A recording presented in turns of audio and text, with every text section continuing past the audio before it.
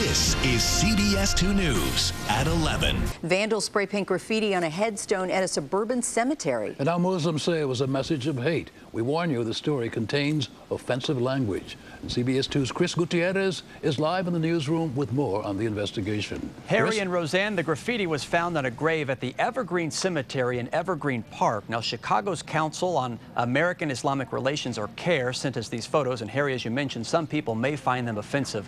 Take a look right here. The grave marker was tagged with black graffiti. This is actually the base of the marker right here. We've blurred out several of the words that were scrawled across the grave.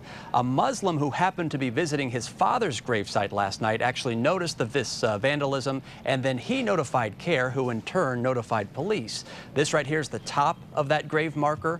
You can see it has the words murdered, liar, and pig.